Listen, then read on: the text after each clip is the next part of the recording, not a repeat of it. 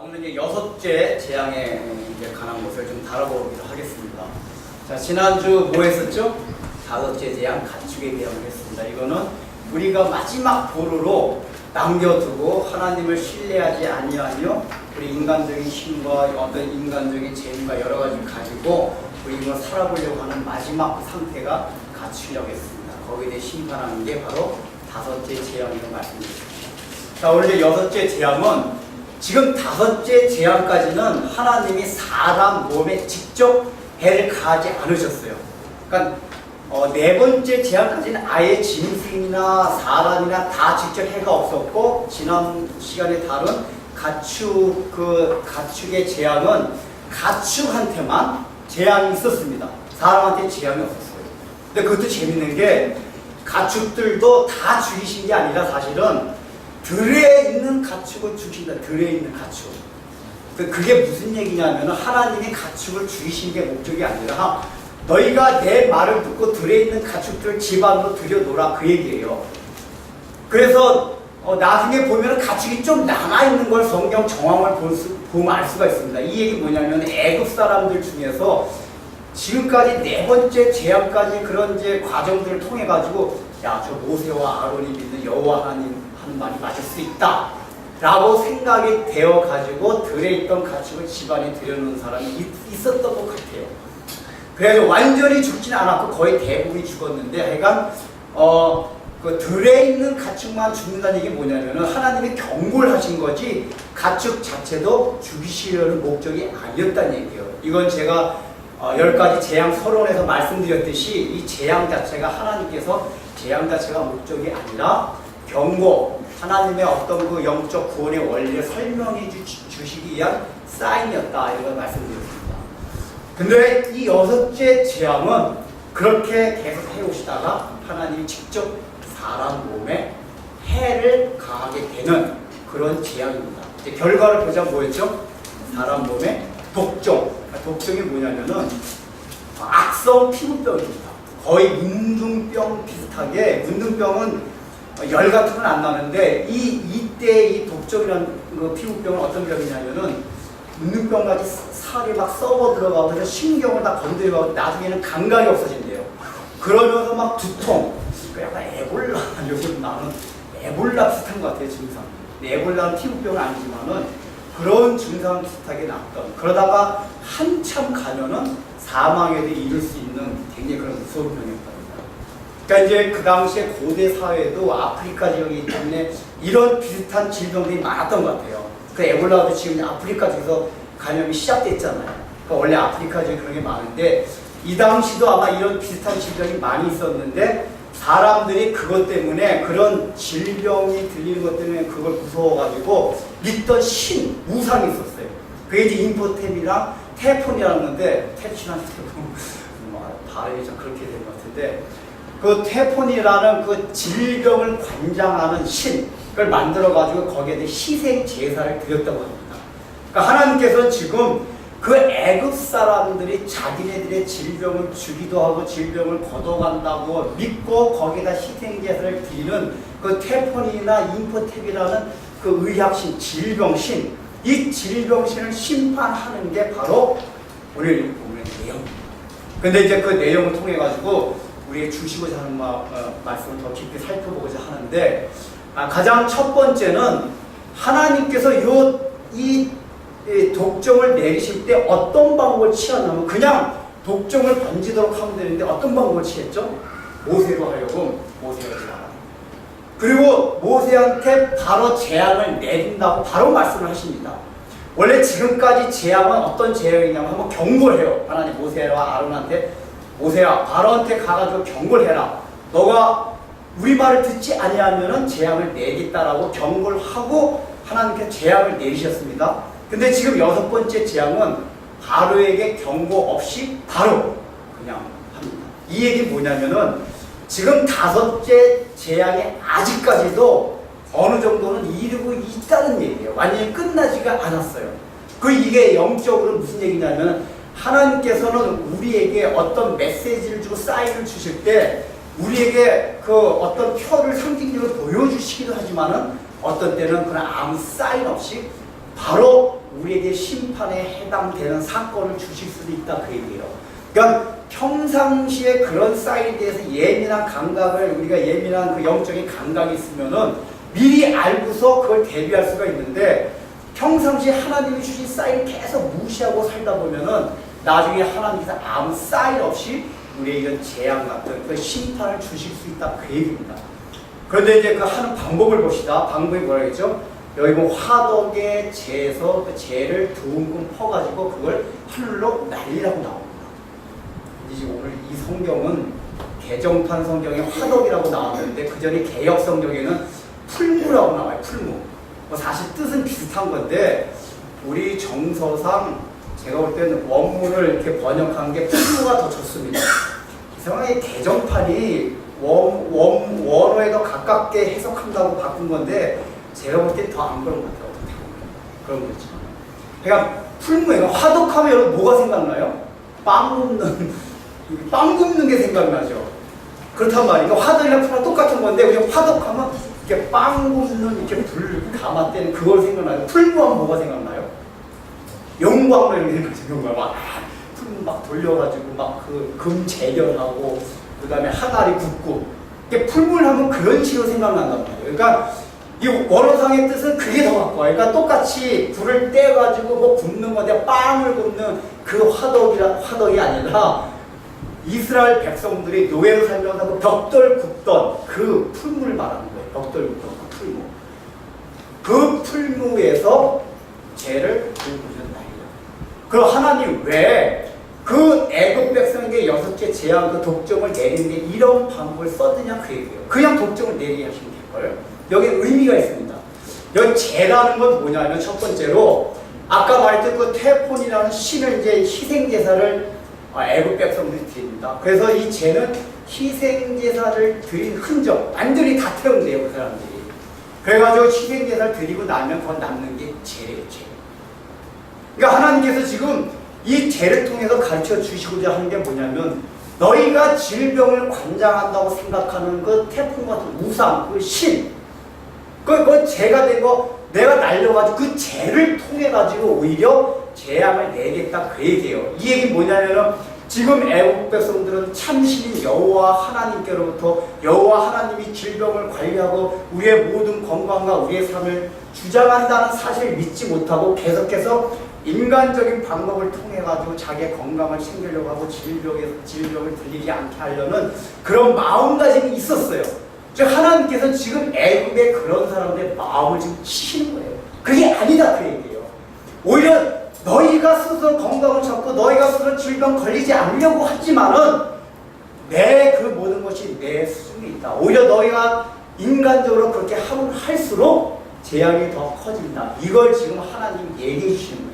즉 하나님을 섬기지 아니하고 쉽게 말해 오늘날로 따지면 그거예요.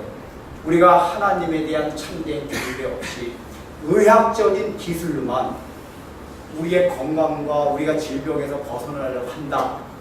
이게 아니다. 우리는 늘 그런 걸 생각해요. 우리가 건강을 주시는 것도 우리가 질병에 걸리지 않는 것도 하나님께로 온다는 것을 믿긴 믿지만은 실제적으로 우리가 더 신뢰하는 건 의학입니다. 여러분들 의학을 신뢰하지 말라는 얘기가 아니에요. 하나님께서는 그런 자연 질서, 원래 의학 자체가 하나님께서 주신 일반 은총의 영역이에요. 우리는 아프면 병원 가야 돼요. 감기 걸렸다고 기도만 하고 있으면 안 됩니다. 병원 가서 치료받아야 돼요. 그러나 우리에게 어떤 믿음이 있어야 되냐면은 그런 모든 것을 관장하시는 분이 하나님이시다는 거예요. 그 의사의 손과 의사의 기술과 모든 약효가 하나님이 주관하에서 그것이 치료를 거둘 수 있다는 것을 우리가 믿음을 가져야 됩니다. 하나님께서 지금 애국의 사람들이 그런 마음을 치시는 거예요. 그 두 번째는 요 죄라는 건 성경에서 어떤 용례로 많이 쓰이냐면은 이스라엘 백성들이 회개할 때 죄를 뒤집었습니다. 여러분 구약성경을 많이 보셨을 거예요. 회개할 때 금식하고 회개할 때 죄를 뒤집어 쓰고요. 그러니까 이 죄라는 건 뭐냐면은 나는 아무것도 아니고 나는 죄를 지었고 참으로 부패한 사람입니다. 그래서 통회하는 마음을 나타내는 게 죄를 뒤집어 쓰는 거예요. 자, 이 얘기는 뭐냐면은 이스라엘 백성들이 그 애굽에 있을 때 풀물 통해 가지고 풀물에서 계속 노예 생활을 하면서 벽돌을 구웠어요. 즉 이스라엘 백성들의 상태가 죄악의 상태였고 이스라엘 백성들의 상태는 애굽 사람들에 비해서 비천하고 초라한 그러한 상태였어요. 그러한 상태에 나타나는 게 바로 죄라는 얘기예요. 죄. 근데 지금 하나님께서는 그 죄를 지금 하늘로 뿌립니다. 즉 뭐냐면은 너희가 초라하게 여기고 업신 여겼던 그 너희의 노예했던 이스라엘 백성들, 그 죄와 같은 이스라엘 백성들을 통해서 오히려 내가 너희를 심판하겠다 그 얘기예요. 지금 너희는 애굽 너희들은 세계에서 가장 강성한 나라라고 자랑하고 뽐내고 있지만은 그게 아무것도 아니다. 너희가 보기에는 노예 중에서도 가장 비천한 노예 같은 저 이스라엘 백성들 죄와 같은 저들을 통해서 내가 너희들을 심판한다. 이걸 지금 가르쳐 주시는 거예요. 그게 제일 뿌리는 거예요. 이런 방법을 통해서 하나님께서는 애굽 백성뿐만 아니라 이스라엘 백성들한테도 그걸 보여주시는 거예요. 지금 이스라엘 백성들의 마음에는 어떤 사고방식이 있냐면은 이들이 400년간 애굽에서 노예 생활했어요.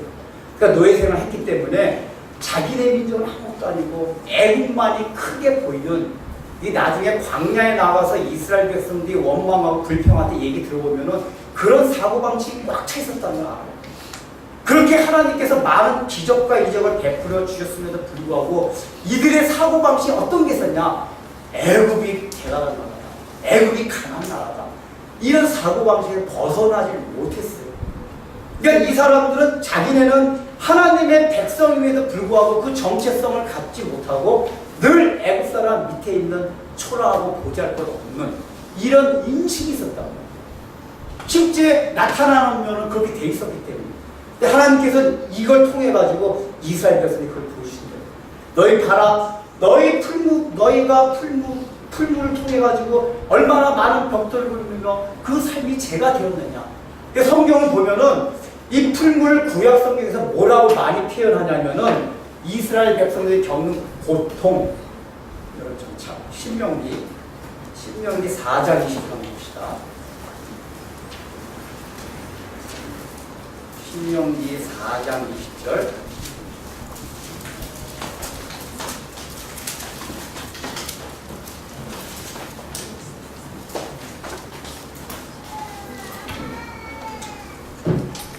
자, 한번 같이 읽어볼까요? 시작. 여호와께서 너희를 택하시고 너희를 새 풀무불 곧 애굽에서 인도하여 내사 자기 이스라엘 백성을 삼으신 것이 눈과 같아서. 자, 지금 하나님께서 애굽을 뭐라고 표현했죠? 풀무불. 애굽을 풀무불이라고 표현했어요. 그러니까 이방 가운데서 죄악 가운데 고통 당하고 있는 상태를 성경은 풀무라고 표현을 잘해요. 종종.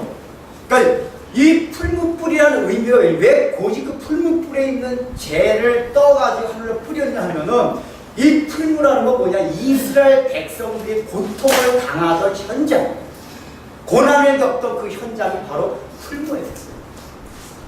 애굽 사람은 악재를 받던.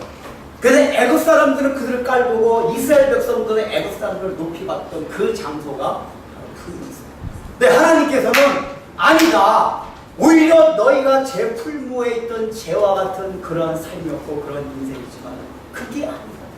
오히려 너희를 압제하던 그 애굽을 너희의 죄를 통해서 너희의 고통당한 그걸 통해서 내가 다 신원을 갚아주겠다. 여러분 가인이 아벨을 죽인 다음에 살아있을 때는 아벨이 가인한테 저항하지 않았어요. 근데 아벨이 죽은 다음에 성경이 뭐라고 표현하고 있죠? 아벨의 핏소리가 땅에서 들리는구나. 이 얘기는 뭐냐면은 역사 대대로 가인과 아벨의 계보에 대한 걸 하나님께서 상징적으로 보여주시는 건데 무슨 얘기냐면은 늘 하나님의 백성 아벨의 계보, 셋의 계보는 가인의 계보한테 핍박을 받으면서 살아가게 돼 있다 그 얘기예요. 억울해하지 말라는 얘기예요. 이 땅에서 그게 하나님께 주신 원리예요. 그러니까 안 믿는 사람부터 압제를 받고 핍박을 받고 어려움을 겪을 때 내가 이렇게 억울하냐나 하지 말라는 얘기예요. 왜요? 그거는 우리 이 땅에서는 거기에 순응하고 하나님이 주신 그거로 알고 기쁨으로 받아들일 때 하나님께서 그걸 갚아주신다 그 얘기예요. 이게 요한계시록 16장에 보면은 마지막 7주의 대접 재앙이 나와서 굉장히 자세히 나옵니다. 시간 관계상 요한계시록 생략하죠. 그럼 찾아볼까요? 자, 요한계시록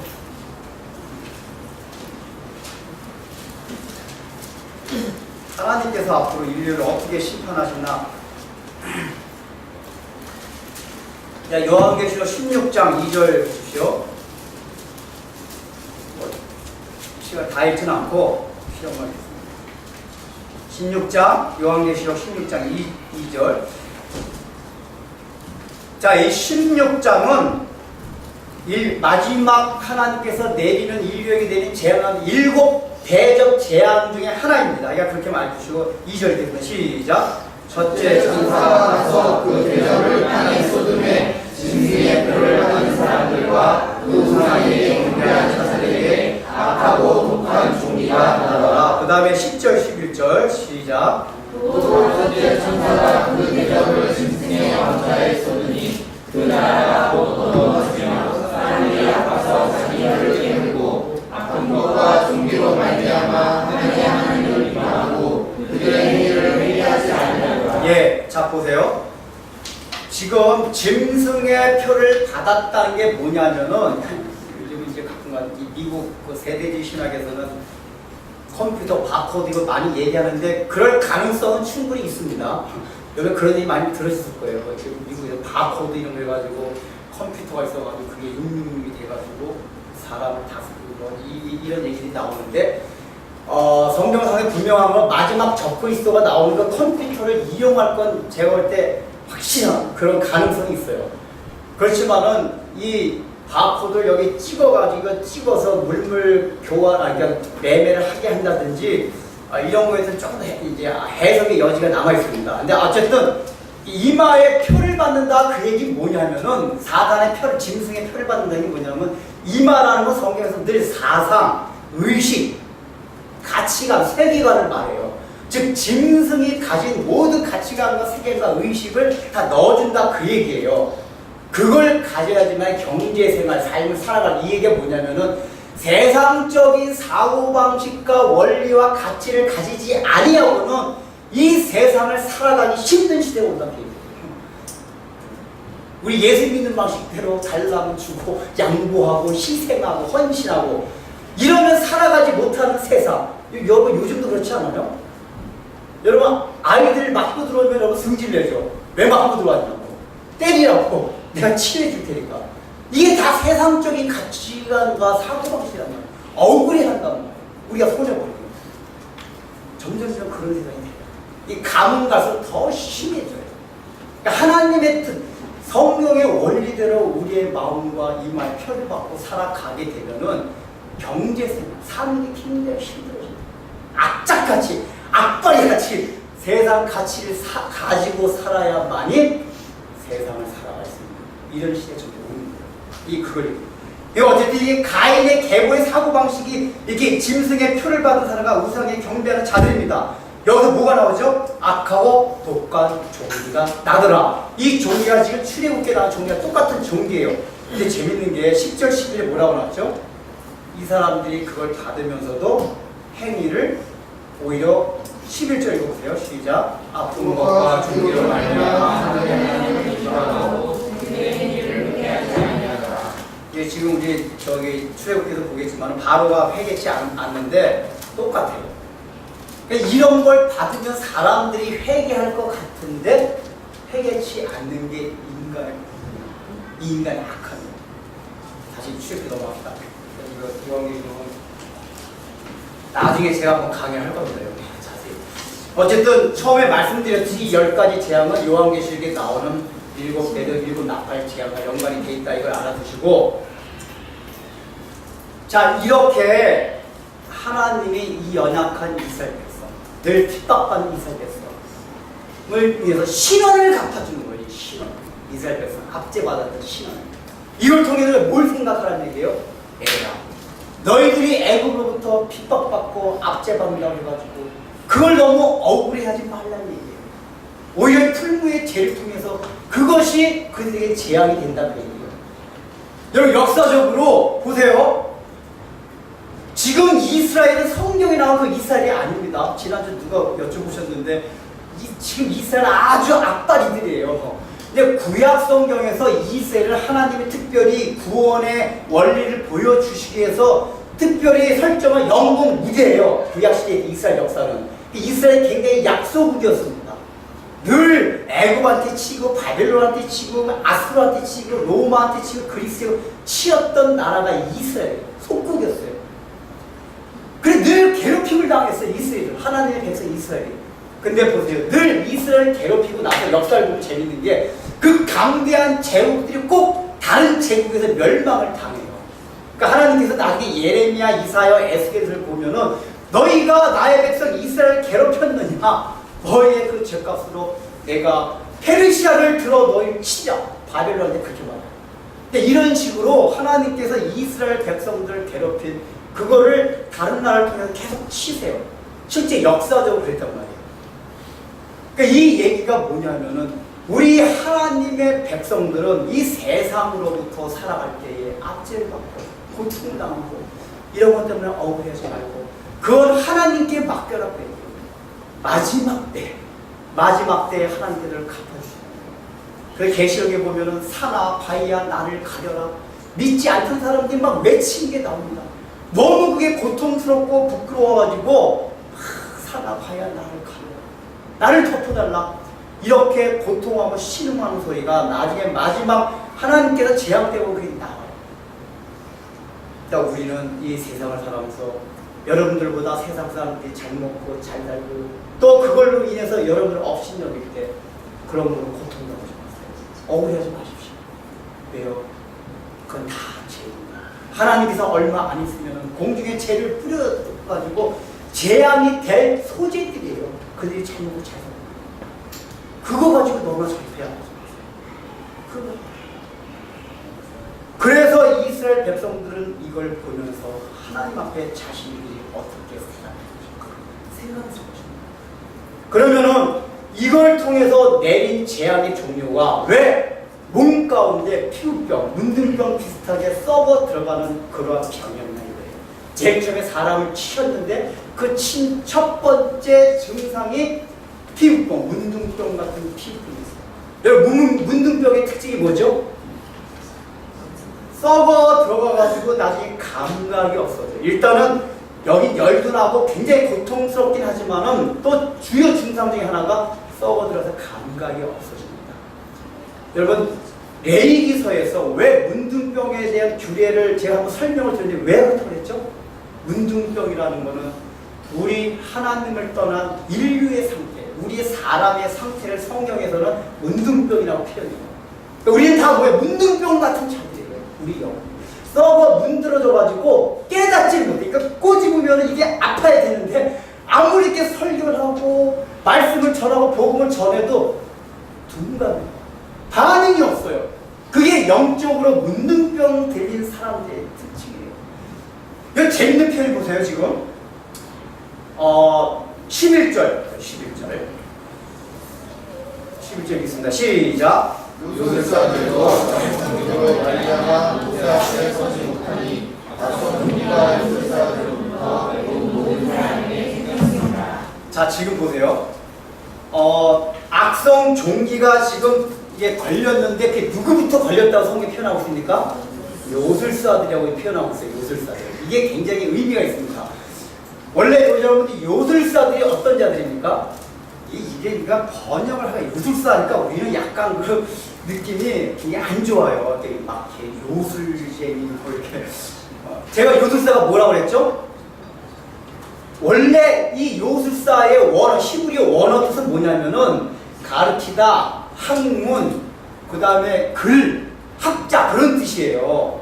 우리 번역은 이제 요술사라고 했지만 그전 성경은 술사라고 돼 있었고, 근데 그 당시에는 학문 가운데 점성술 같은 게 있어요. 점성술. 그러니까 지금은 이제 점성술이 학문에 속하지 않지만은 그런 게 속해 있었기 때문에 이제 그 술사라 표현했지만은 실제로 그 당시에 현인, 학자, 능력이 뛰어난 사람들이 이 술사였단 말이에요. 그러니까 이 사람들이 뭐냐면 애굽 백성, 그러니까 바로 왕도 무슨 큰 일만 만나면 술사들을 부르잖아요. 왜 그래요? 술사들 쉽게 말하면 해결사예요. 전문가라, 어떤 방면에 대해서 정치, 경제, 사회, 문화 모든 분야에 있어서 각각의 전문가가 모인 게 바로 요술사들이라는 거예요. 그러니까 이 얘기 뭐냐면 요술사 집단 내에는 인간의 능력이 거기에 집약되어 있는 거예요. 요술사 집단에 집약되어 있어요. 그러니까 이 사람들 첫 번째, 두 번째 제안까지 요술사들이 따라했어요. 바로 모세와 아론이 하는 하나님의 그 기적을 따라했습니다. 이게 그걸 보여주면서 뭘 그 사람들이 노린 거죠? 봐라! 그거 하나님 너희가 믿는 여호와만이 할 수 있는 게 아니다. 우리도 할 수 있다. 즉 요술사들이 믿는 그 인간의 능력을 가지고 할 수 있다는 걸 보여주기 위해서 요술사들이 했어요. 근데 세 번째 재앙, 이 재앙 때부터 그렇게 못했어요. 요술사들이 그 능력을 따라 행하지 못했습니다. 그런데 여기서는 능력을 따라하지 못할 뿐만 아니라 요술사들이 종기가 걸려서 모세 앞에 바로 서지 못하더라 라고 표현하고 있습니다. 이 요술사라고 표현한 거는 너희가 생각해도 그 인간적인 능력, 힘, 모든 것 그런 것들이 다 뭐가 됐다는 얘기예요. 그러니까 그 능력 가운데 뭐가 있냐면은 인간은 대단하다 그 얘기예요. 하나님 없어도 구원을 이룰 수 있다. 오늘날 인류 역사 가운데 계속해서 현자들이 얘기해오잖아. 그거예요.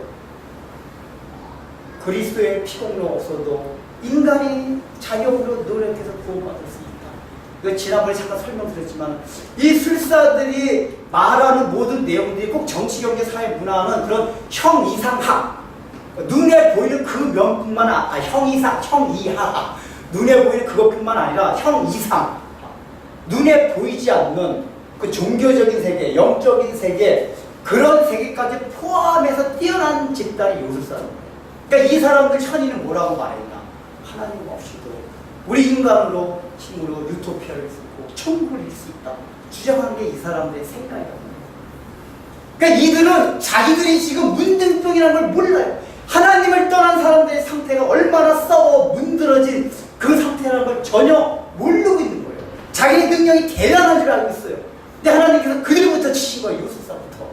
그들 몸에 종기가 나가지고 문둥병같이 확 썩어 문드러진 거예요. 그걸 통해서 뭐냐? 봐라! 너희들이 자랑하고 뽐내고 있지만 너희들은 문둥병 썩어 문드러서 아무 감각도 없는 문둥병과 같은 자들이다. 하나님께서 그들에게 그걸 가르쳐 주시는 거예요. 이걸 통해서 우리에게도 그걸 알려주시는 거예요. 지금 우리가 살아가면서 우리 인간이 굉장히 위대하게 보일 수가 있어요. 아니면 우리는 다 뭐예요? 하나님을 떠난 사람들 다 문둥병 같은 자들. 그걸 눈으로 보여주신 거예요. 재앙을 통해서. 너희가 이렇게 말짱한 것 같았지? 아니다. 원래 모습이. 그래서 이게 그 종기가 나면은 이렇게 막 부풀어오거든요. 이제 그 다른 이제 문서를 보니까 성경이 안 나오는데 종이라고 하는데 부풀어올랐다가 부풀어오면서 막 고름, 진드물이 나오면서 이게 막 일그러진대요. 그래서 그게 얼굴에 나오면 얼마나 흉하게 보이겠어요. 묻는 것같이. 그런 걸 볼 때 사람들이 뭐냐면 이스라엘 백성도 그렇고 애굽 백성도 그렇고 야 우리가 이렇게 흉한 모습이었냐. 그 외모상에 나타난 그 모습을 통해서 너희 자신의 모습을 바로 보라. 그 얘기예요. 근데 애굽 백성도 끝까지 그걸 보지 못했어요. 그러면 이스라엘 백성도 이걸 통해서 뭐죠? 이 문둥병 걸렸자를 통해서 하나님께서 뭐냐면 원래 너희의 모습, 원래 우리 인간은 누구의 모습대로 창조가 되었습니까? 하나님의 모습과 하나님의 형상대로 창조된 게 우리 인간이에요. 근데 문둥병같이 일그러졌어요. 이 얘기는 이스라엘 백성을 향하여는 너희가 상태가 그렇지만은 지금 이스라엘 백성 고센 땅에는 문둥병, 이 종기가 전염되지 않았습니다. 걸리지 않았습니다. 이 얘기 뭐죠? 너희 이스라엘 백성들아, 너희들은 저 문둥병에 걸린 애국 사람들 같지 않냐? 나의 형상, 하나님의 형상을 닮은 온전한 백성들이다. 그 얘기예요. 그 삶을 살아가라. 그 얘기입니다. 그래서 결국은 이스라엘 백성들을 출애굽시킨 목적이 뭐냐?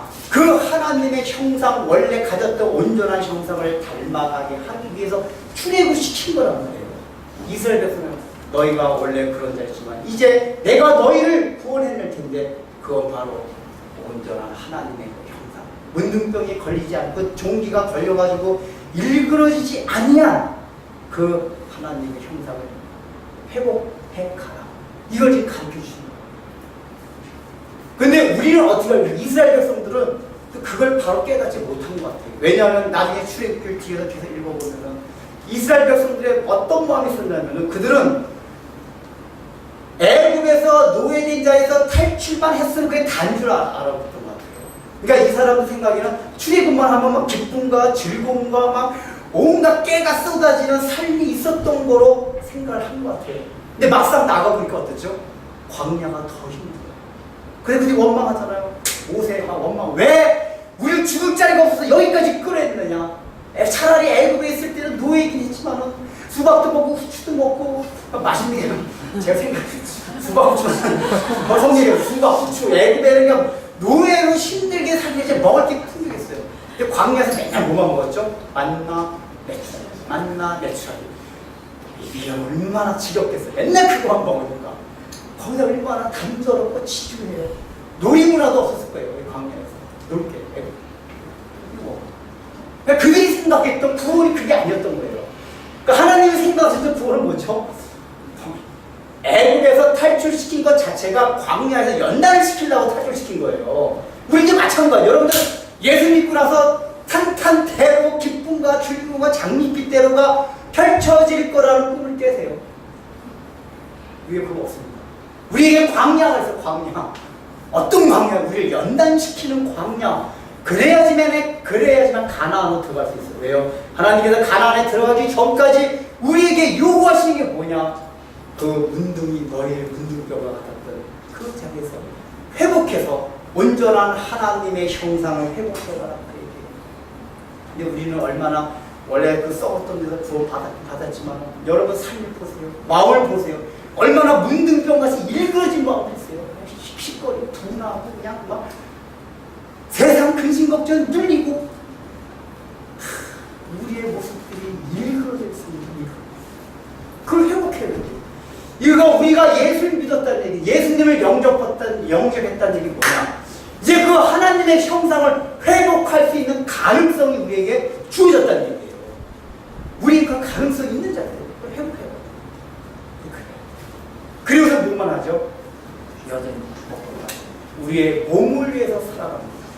그러니까 지금 이 애국 백성들의 이 당시 그 임포테카 테폰이라는 신한테 희생제사 드릴 때 그 마음이 어떤 마음이었겠죠? 그 애국 사람들이 테폰이라는 신을 정말 존경하고 그렇겠습니까? 그게 아니에요. 어떻게든 질병 걸리지 않게 하고 나 건강하게 해주세요. 그러니까 어떻게 살겠다는 얘기를 해가지고 내 정욕대로 살아가고 싶다는 얘기예요. 건강하고 질병이 안 걸려야지 내 마음대로 살아가지. 그 병에 걸려봐요. 자기 정욕대로 못 살아가. 이 얘기는 뭐냐? 이 테폰이란 질병의 신걸 이 사람들이 막 희생제사를 믿었다는 얘기 뭐냐면 애국 사람들 마음에 내 몸을 내 정욕을 해서 마음껏 살고 싶다 하는 게 표현된 게 그거예요. 오늘 어떻습니까? 몸이 우상이시네. 몸이 우상이시네. 몸이 우상 시대라는 건 뭐냐면 우리에게 몸에 주어진 거 가지고 다 뭐냐면 내 정욕대로 살고 싶어요. 특별히 몸이 우상이니까 뭐가 생각나냐면 외모지상.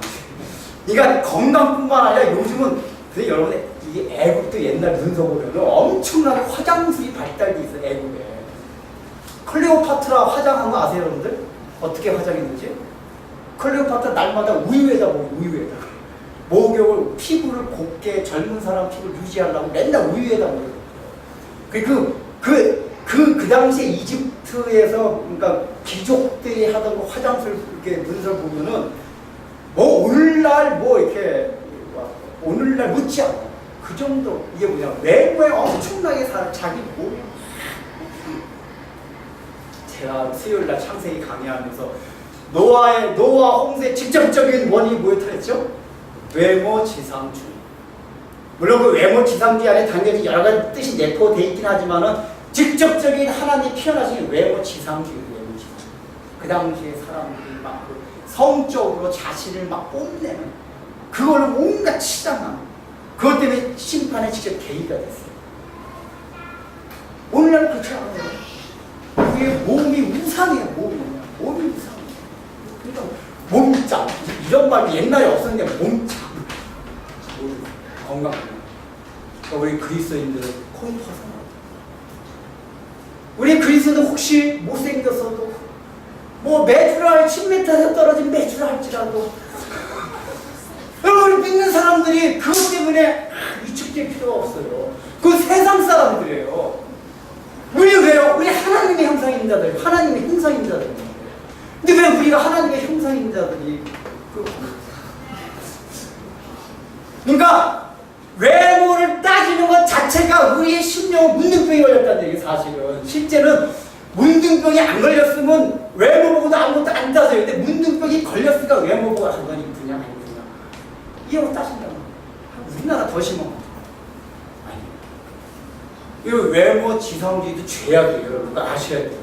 교회에서 얘기를 해줘야 되는데 교회도 사회가 다 그렇다 보니까 이게 트렌드가 그러다 보니까 이런 얘기를 안 하는데 외모 지상주의도 죄악입니다. 노고와 심판을 오게 했던 죄악이에요. 여러분들 그렇다고 화장하지 말라는 얘기 아닙니다. 그거 잘 이해하셔야 돼요. 지상, 이 외모 지상 크게 최고다. 그 다음에 또 보자면 웰빙 얼마나 사람들 건강을 챙깁니까? 이것도 오해하면 안 돼. 건강을 안 챙기란 말이 아니에요. 저도 건강 챙기면서 운동도 하려고 노력합니다. 학교에서 운동하세요? 그죠? 네, 할래. 열심히 하셔야 돼요. 열심히 하셔야 돼요. 건강을 챙기지 말라는 얘기 아니라 현대인들의 사고방식에 뭐가 있냐면 건강지상주의 이런 겁니다. 우리의 몸은 하나님께서 주신 거기 때문에 귀하게 여겨야 돼요. 그 술, 담배를 잊어먹는 우리 몸 망치면 안 돼요. 왜 술, 담배가 죄예요? 어떤 사람 왜 술, 담배 죄? 우리 몸을 망치는 것은 죄악이에요. 우리 몸을 망치는 게 죄악이에요, 죄악. 그게. 그 담배 피면 몸도 안 좋고 술도 다 우리 몸에 다 안 좋은 거잖아요. 어쨌든 우리 몸을 귀하게 여기고 건강을 다 잘 챙겨야 돼요. 근데 뭐냐면은 이 건강 지상주의. 어떻게 이 건강이야? 무슨 건강을 그냥 본 게 얼마나 많은지 몰라요. 왜요? 현대인들은 내가 건강하지 못하면 그냥 죽을 걸로 알아요. 우리는 건강을 챙기게 뭐지? 하나님이 주신 귀한 거기 때문에 건강 챙겨요. 그렇지만은 뭐 건강이 또 없어지면 할 수 없어요. 하나님께 맡기고 기쁨으로 우리 또 그렇게 받아들일 수가 있어야 돼요. 근데 오늘날 시대가 그렇잖아요. 웰빙. 그리스도인들 뭘 떠나요. 그러니까 내 몸을 그냥 우상으로 생각하는 거예요. 몸. 이 애굽 사람 테폰 씨를 우상으로 만들었고 희생제를 드렸던 애굽 사람들의 마음이 그런 마음이에요. 내 몸. 우리 어떻게 살아야죠? 우리의 몸을 의의 병기로 드려야 돼요. 여러분들 주신 몸은 내 몸이 아니에요. 하나님께서 주신 몸이에요. 그 귀하게 다루고 이 몸을 어떻게 하면 그리스도를 위하여 하나님의 나라를 위하여 사용될까? 이거를 우리가 초점을 맞추긴다. 이거 가지고 놀고 먹고 하는 데는 요즘은 보면 이 젊은 사람들도 직장을 구할 때 잘 들으세요. 옛날 분들은 돈 벌고 성공하는 쪽으로 굉장히 치중을 했었어요. 우리 아버지 세대. 그래서 오늘날에 이렇게 우리의 경제 성공이 이렇게 있습니다. 이게 어느 정도 이루고 나니까 요즘 젊은 사람들의 추세는 어떤 거냐? 이 삶을 여유 있게 즐기고 싶어 하는 거. 월급 조금 적어도 나는 좀 여유 있게 주 5일제 근무에 확실하고 이렇게 여유 있게 살고 싶어 하는 거죠. 여러분 이게 그렇게 사는 게 죄악이 아니에요. 근데 지금 그렇게 살고자 하는 사람들의 마음 밑바닥에 뭐가 있냐 하면은 우리의 몸을 우상시하는 그 철학이 밑에 깔려있어요. 그 철학은 뭐냐? 나 힘들게 일하고 싶지 않다. 우리 아버지 세대같이 삶을 왜 이렇게 편하게 그러고 살고 싶다. 그것도 자기 몸을 우상시하는 거예요. 그러니까 여러분들 가능한 여러분들이 주 5일 근무지 않은 직장을 구할 수 있으면 구하면 좋지만은 그거 혹시 주 5일제 근무가 안 되더라도 토요일까지 일을 해도 하나님께서 원래 천지 창조하실 때는 안식일만 쉬는 거지 토요일은 원래 일하도록 하신 거니까 해도 상관이 없어요. 주일날 일하면 안 돼요. 주일 빼놓고 일할 수 있는 직장은 여러분들이 가도 괜찮아요. 근데 모든 흐름이 주 5일 근무제 나는 뭐야 나 삶의 여유도 없고 나 그걸 어떻게 살아. 이것도 죄악이에요. 이것도 죄악이라고. 젊은 사람들은 내가 이렇게 상황이 돼가지고 6일 동안 근무하는 직장에 가면 열심히 6일 동안 근무하세요. 내가 비록 못 놀러가고 삶의 여유를 즐기지 못한다 할지라도 6일 동안 일을 하는 게 하나님의 뜻이에요. 그러니까 처음부터 뭐 6일 되는 직장 구하라는 얘기 아닙니다. 5일 구하고 또 6일 되는 날 우리가 성경도 읽고 하나님이 일하면 얼마나 좋아요. 근데 내가 보기에는 이게 5일 처음에 우리 기독교계에서 그런 말이 나왔었어요. 주 5일 근무제가 됐을 때 교계 지도자들이 걱정을 많이 했대요. 사람들이 맨날 놀러 가면 어떡하나. 그러니까 일부에서는 아니다. 오히려 교회에서 이렇게 만들어가지고 토요일날 와가지고 또 봉사도 하게 저쪽 하자 했는데 아니나 다를까. 사람들은 항상 안 좋은 쪽으로 해요. 안 좋은 쪽으로. 주 5일째 근무되니까 놀러 가고. 요즘은 콘도에 예배당 있어가지고 놀러 오는 사람들이 와요. 이게 다 지금 하나님을 떠나는 경향들이에요. 사실은 하루 더 줘서 하루 쉬는 날을 줬으면 내가 이 날은 주님을 위해 어떻게 사용해볼까. 그거를 그 전에 제가 큐티데이 촬영할 때 그 집사님 있잖아요. 이거 말고 제가 큐티데이라고 제가 설교하던 그 집사님이 이제 주택공사 다니고 주 5일 근무제인데 자기는 여태까지 그 직장 들어가서 토요일에 놀러 가본 적이 없대요. 왜냐하면 이제 그 친구가 방송 담당을 맡아가지고 토요일마다 목사님 설교하고 편집하고 막 한다고 토요일마다 교회 가서 맨날 그걸 한대요. 그래가지고 토요일날 그거 하느라고 그 부부가 가족끼리 놀러 가본 적이 없대요. 근데 그 친구는 자기 그게 너무 즐겁대요. 그렇게 하는 거예요. 보통 사람은 내가 예수 믿어가지고 맨날 토요일날 이렇게 생각할 텐데 오히려 그 친구는 굉장히 기쁘게 그 자녀들. 근데 하나님이 참 갚아주시는 게 이 친구가 빚이 무지하게 많았어요. 빚이 엄청나게 많았는데 그러니까 사업하는 것도 아니고 직장 월급이 뻔하잖아요. 근데 하나님이 어디 희한하게 누구 보고 저기 조그만 집 전세인데 그 조그만 집 살아가면 그 집까지 갔다 올라.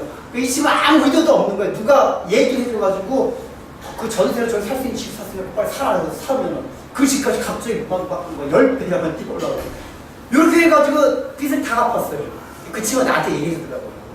그래서 이게 하나님이 내가 그렇게 즐겁게 하니까 내가 생각지도 않았는데 내 빚 다 갚아주시고 그리고 다른 때기 휴가를 많이 낼 수 있는 그거를 해주셔가지고 휴가도 잘 하는 외국도 휴가 갔다 오고 그렇게 해서 우리 삶이 더 풍요로워졌다고 저한테 그 얘기 해주더라고요.